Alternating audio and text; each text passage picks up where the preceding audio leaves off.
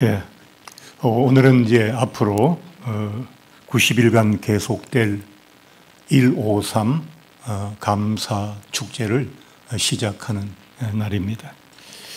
이 감사 축제를 통해서 여러분들의 삶 속에 하나님의 은혜를 실제로 체감하고 또 여러분의 삶의 질이 높아지며 신앙의 성숙도 이루는 그런 좋은 기회가 되시기 바랍니다. 오늘은 그래서 감사에 대한 이야기를 함께 나누면서 감사에 집중할 수 있는 그런 날이 되었으면 좋겠습니다. 벤자민 디즈레일인가요? 이름을 정확하게 기억은 잘 못하겠습니다만 그분이 청년은 실수하고 장년은 투쟁하고 노년은 후회한다 라는 말을 했습니다. 참 모든 세대가 다 삶이 쉽지 않다는 이야기죠. 우리 인생들은 실수하고 투쟁하고 후회하면서 살아가느라고 사실 감사할 수 있는 마음의 여유를 갖지 못하고 있습니다. 그런데 오늘 하나님의 말씀은 우리에게 너희는 감사하는 자가 되라 그렇게 말씀을 하셨어요. 오늘 그 말을 한 사람은 여러분이 잘 아시는 사도 바울이죠. 바울 자신도 굉장히 힘들고 거친 인생을 살아왔는데 그는 주 1세기를 살아가는 고달픈 그 시대의 인생들에게 감사하는 자가 되라 라고 하는, 어떻게 보면 너무나도 어려운 요구를 지금 하고 있는 것입니다. 왜 세상 사람들은 감사하는 삶에 인색할까요? 로마서 1장에 그 답이 이미 나와 있습니다. 로마서 1장 21절에 하나님을 알되 하나님을 영화롭게도 아니하며 감사하지도 아니하고 오히려 그 생각이 허망하여지며 미련한 마음이 어두워졌나니. 감사할 일이 있어도 인정하지 않고 감사하지 않는 것이 타락한 인생의 속성입니다.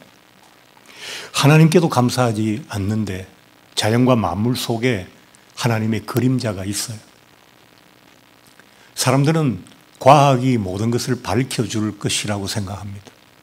그런데 지금까지 과학이 밝혀낸 것은 하나님이 만드신 창조의 이치와 원리를 찾아내서 설명해 주는 것에 불과해요.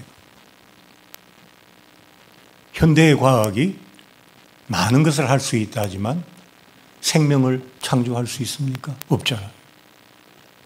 그래서 우리는 자연과 만물을 잘 살펴보면 지금 우주를 허블도 올라가고 여러 가지 망원경들이 올라가서 우주를 보지만 인간이 알고 있는 우주는 5%에 불과한 것이죠. 95%는 모릅니다. 그래서 우리는 자연과 만물 속에, 이렇게 아름다운 자연 속에, 이렇게 신비로운 세상 속에 하나님의 그림자가 다 드리워져 있는 거예요.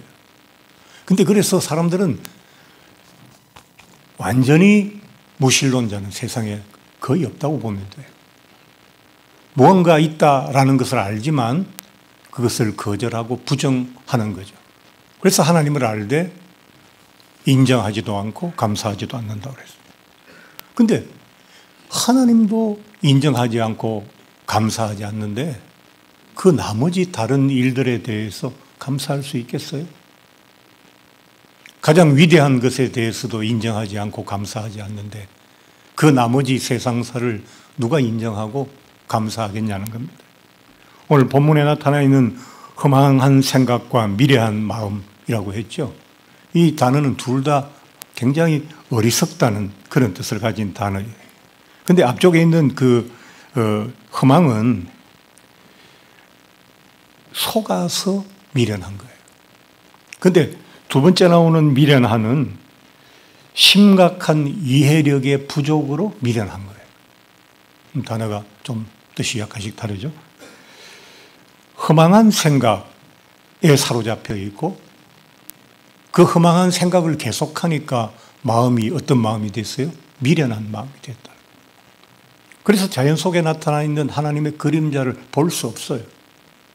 그래서 그 생각은, 그 마음은 이렇게 좋은 세상에 태어나서 좀 힘들긴 하지만 이렇게 한번 살아볼 수 있는 것이 너무나도 감사하다는 너무나도 평범한 원리를 다 잊어버리고 사는 거예요. 그렇다면 하나님을 잘 알고 있는 우리 크리스찬들은 왜 감사에 진중하지 못한 걸까요? 바울이 감사하는 자가 되라라고 골로새 교회에 이야기한 것은 뭐냐니까 우리가 예수 믿고 구원받은 사람들이기 때문에 자신의 삶 속에서 그런 것들에 대한 기본적인 감사가 나와야 된다.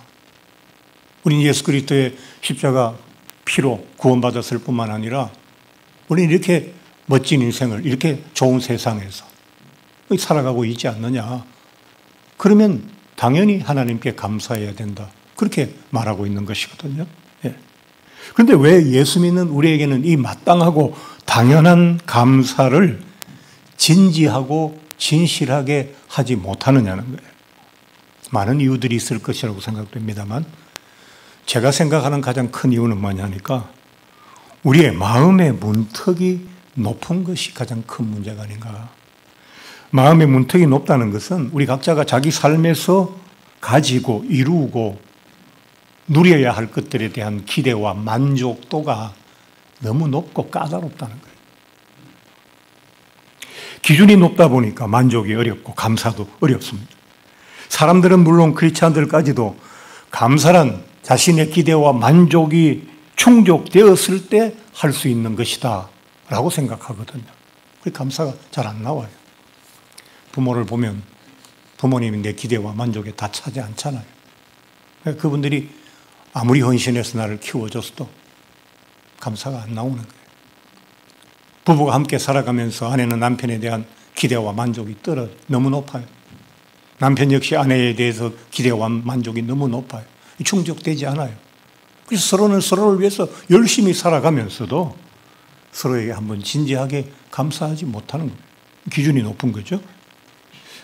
전에 한 15년 전에 이제 저희 교회 어떤 여성도님께서 경차를 한 대, 새 차를 구입했어요.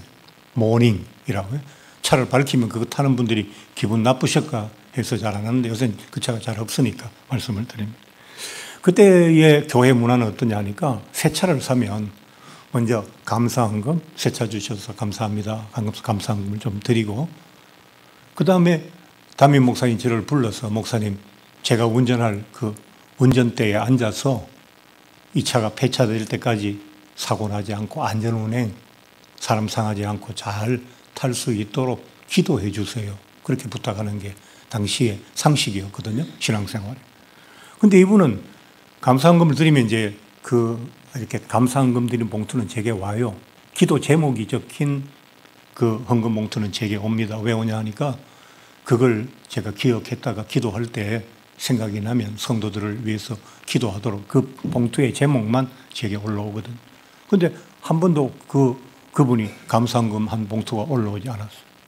그리고 저한테 기도도 해달라는 부탁이 없었어요. 그래서 제가 어느 때 같이 식사할 기회가 있어서 옆자리에 앉으셨길래 지나간 말처럼 물었어요. 아니, 집사님 차 샀다는데 왜 기도도 해달라 소리 않고 그저 감사도 헌금도 안 한 것 같던데 하면서 그렇게 얘기를 하니까 아이고 목사님 조용히 하세요. 모닝 그러지 마세요. 창피해 죽겠어요. 그러면서 뭐 그러는 거예요. 그러면서 변명처럼 얘기를 하시는 거죠.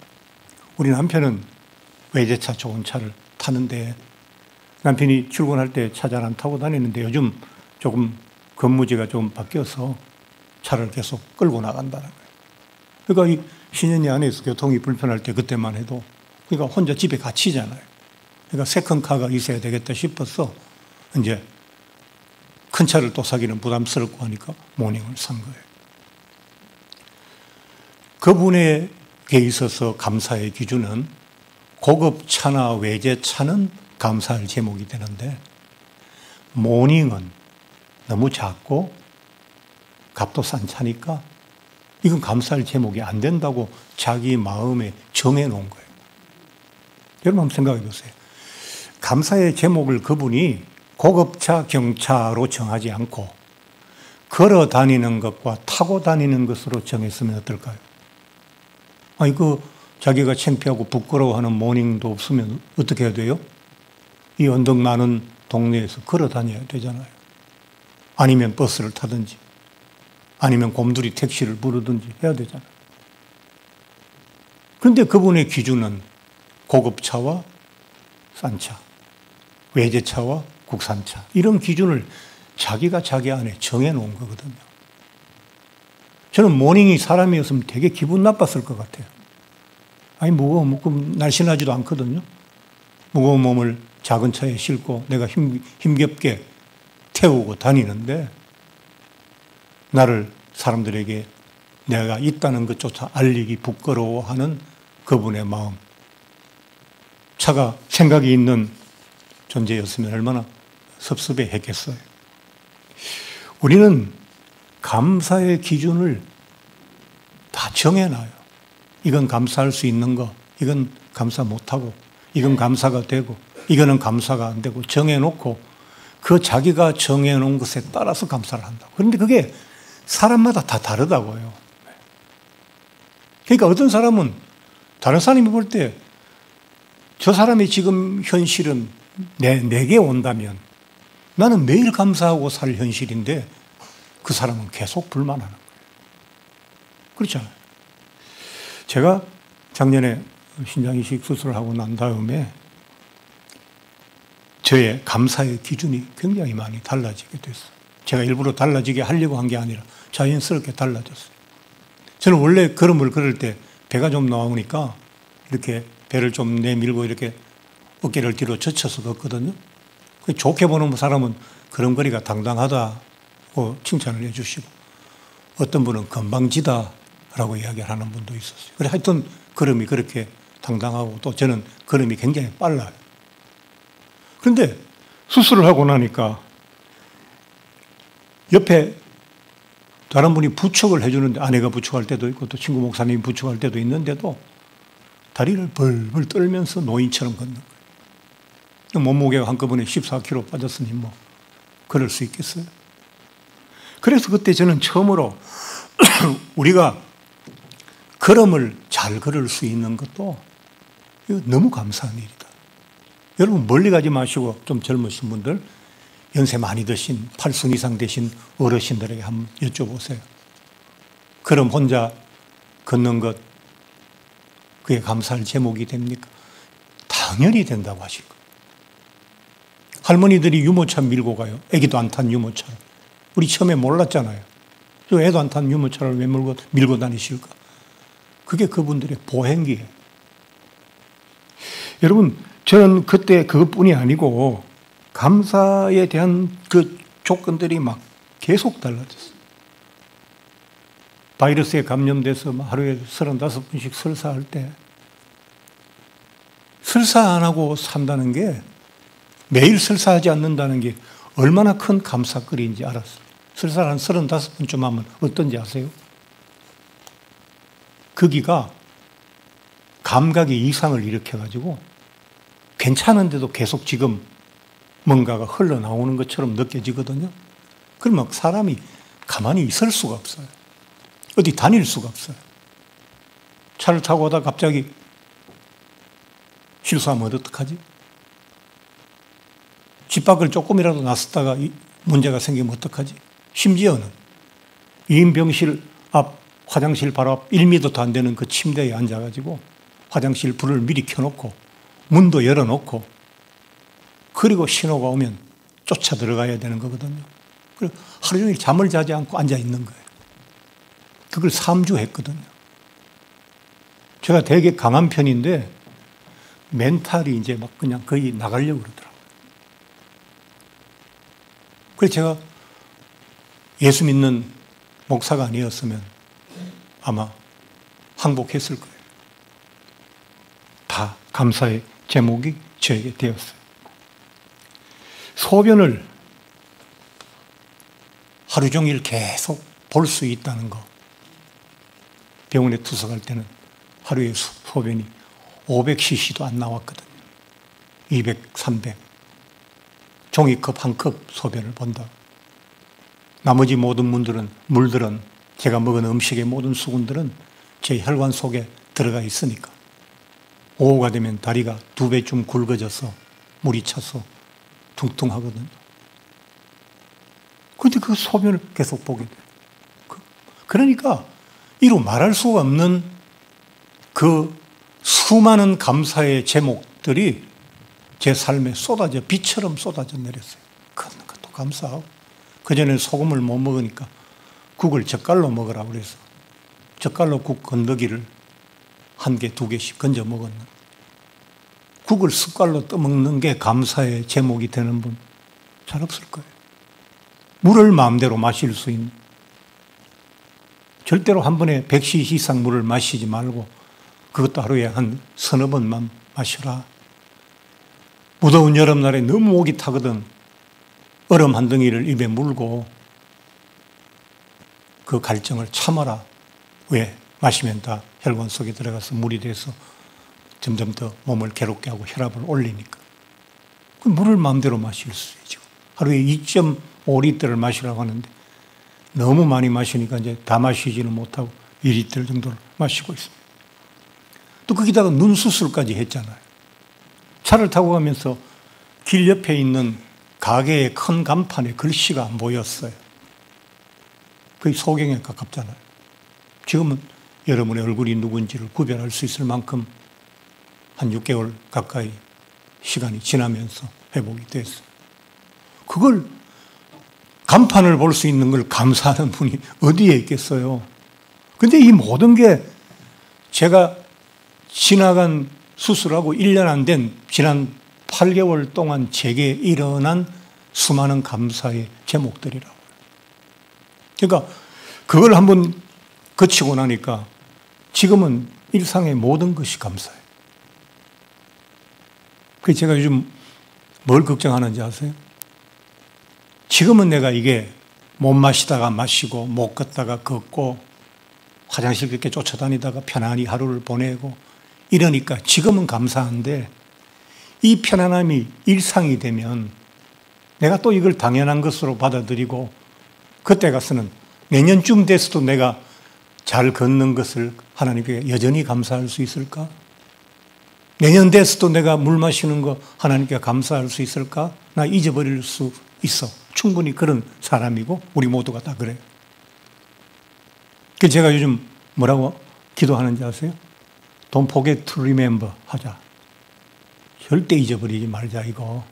마음에 깊이 새겨서 내게 이게 일상이 되고 내가 몇 년 지나고 앞으로 5년, 10년 지나도 하나님 물 마음대로 마실 수 있는 거 감사합니다. 이 감사를 잊어버리지 말자. 그렇게 제가 요즘 노력하고 있다고. 여러분들 가운데서 오늘 제 설교를 들으신 분들 중에서 내년쯤 돼서 제가 별로 감사하지 않는 것 같으면 저한테 좀 깨우쳐 주세요. 목사님 감사하세요 라고 말해 주세요. 오늘 본문이 우리에게 감사하는 자가 되라 라고 하셨어요. 감사를 품는 자가 아니라 감사하는 자가 되라고 얘기한 거예요. 감사가 무엇인지 알고 있는 명사적인 감사가 아니라 실제로 생활 속에서 감사하는 동사적인 감사를 하라는 거예요. 우리 감사 마음에 품지 않는 사람은 있습니까? 부모님 뵈면 아유, 부모님 참 감사합니다. 그런 마음 들잖아요. 잊어버리고 살다가 시골 가면 뭉클하게 아이고 우리 어머님 고생 많이 하셨는데 그 생각하잖아요. 근데 그게 실제로 어머니에게 감사하는 생활로 연결이 돼요? 잘 안 되잖아요. 바쁘게 살다 보면 뭐 전화하기도 어렵고 멀리 시골에서 자식 전화만 기다리는 줄 뻔히 알면서도 그거 뭐 업무하고 회사 일하면서는 하루에도 수십 번 수백 번 전화하면서 못 하잖아요. 지금 오늘 본문이 그 얘기를 우리에게 하고 있는 거예요. 감사를 알고만 있지 말고 감사해라는 거예요. 감사하는 자가 되라라고 그랬잖아요. 감사를 품은 자가 되라고 한 것이 아니라 우리 하나님 말씀대로 해야 되는 거거든요. 감사하는 자가 되라. 하나님이 예수님께서 우리를 구원해 주시니까 너희는 나한테 감사하는 자가 되라. 하나님이 우리한테 감사를 받고 싶어서 감사하는 자가 되라고 했느냐? 아니라는 말씀이에요. 우리를 위해서 감사하는 자가 되라고 한 거예요. 자, 전에 정신과 의사가 기도하는 사람들은 정말 저게 자기들이 어떤 그 미신처럼 이런 데 빠져서 저렇게 하느냐, 아니면 정말 그 기도라는 게 사람에게 어떤 변화를 주는지가 너무 궁금하잖아요. 연구를 했어요. 그래 했더니만은 기도하는 사람의 뇌를 기도할 때 실시간 수많은 그 전극을 부착하고 해봤더니만 기도할 때 우리 뇌 중에 전두엽이 급격하게 활성화되는 것을 찾게 됐어요. 전두엽은 우리 감정을 조절하고 어떤 일을 판단하고 결정하고 우리의 행동을 조절하는데 너무나도 중요한 거잖아요. 그런데 그 전두엽이 활성화된다. 활성화될 뿐만 아니라 할 때 활성화되는데 이걸 지속적으로 하니까 지속적으로 하지 않는 사람과 비교할 수 없이 그 부분이 활성화된다. 여러분 감정 조절 안 되는 분 많잖아요. 요즘요. 슬픈 마음이 막 밀려올 때 그 조절 안 되는 분 많잖아요. 화가 치밀어 오를 때 조절 안 되는 분 많잖아요. 막 절망적인 마음이 생길 때 막 마음이 무너지잖아요. 근데 조절이 된다는 거예요. 기도에서 전두엽이 활성화되면 어떤 사람은 왜 고난을 이기고 어떤 사람은 못 이길까요? 뇌과학적으로 얘기하면 어떤 사람의 전두엽은 너무 가라앉아 있고 어떤 사람의 전두엽은 너무 활성화되어 있다. 그렇게밖에 말할 수 없잖아요. 그게 일어났더라고요. 예. 중앙일보의 기사에 났던 내용입니다. 감사하면 뇌에 어떤 변화가 일어났나. 전두피질이라는 게 있답니다. 저도 잘 모르겠어요. 이걸 활성화시켜서 스트레스를 완화시켜주고 행복하게 이렇게 마음을 행복하게 해주는데 심리학자들이 이걸 리셋 효과라고 그랬대요. 리셋, 재설정. 컴퓨터가 막 엉겨가지고 막 마음대로 잘 안 돌아요. 그럼 껐다가 다시 재설정하면 어떻게 돼요? 잘 되잖아요.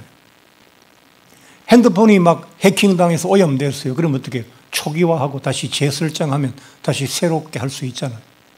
우리 마음이 삶의 여러 가지 어려움이나 문제 때문에 다 막 헝클어지고 해지고 상처 입고 뭐 엉망이 됐어요. 그럴 때 감사하면, 지속적으로 감사하면 리셋 효과가 실제로 우리 뇌에서 일어난다는 보고가 있다 이 말입니다. 미국 캘리포니아 지역에 있는 UC 데이비스 심리학과 로버트 에몬스 교수는 감사하는 사람의 뇌는 세 가지가 변한다. 뇌 화학 구조가 변하고 호르몬이 변하고 신경 전달 물질이 변해서 긍정적인 생각 갖게 하고 두려움이 없어지고 행복을 느끼게 하는 뇌로 바뀐다고 그랬어요. 우리가 감사하는 자가 되면 우리의 뇌가 바뀐다고요. 우리의 마음이 바뀐다고요. 그래서 하나님께서 너희는 감사하는 자가 되라라고 하신 거예요. 하나님이 세상 사는 게 어려운 줄 아세요. 에덴 동산에서 우리를 세상으로 쫓아내실 때 얘들이 집 나가면 얼마나 고생하고 살지를 아셨다고요. 그래서 우리 안에 우리 스스로를 치료하고 이 고단한 삶을 이길 수 있는 어떤 활성화의 장치를 이미 우리 안에 해놓으셨는데 그게 뭐냐니까 감사라는 거예요. 기도라는 거예요. 그래서 우리 신앙생활에는 기도와 감사가 빠질 수 없잖아요. 그게 우리를 지켜주는 내 삶을 내가 스스로 감당해 나갈 수 있는 힘을 주는 그 놀라운 하나님의 역사라는 거예요. 우리가 기도할 때 우리 뇌가 변하고 감사할 때 막 여러 세 가지 화학물질, 신경 전달 물질, 호르몬이 변하게 설계하시고 우리를 만드신 분이 누구십니까? 하나님이시잖아요. 여러분 우리가 하나님의 창조를 믿는다면 우리를 이렇게 만드신 분은 하나님이세요. 그렇잖아요.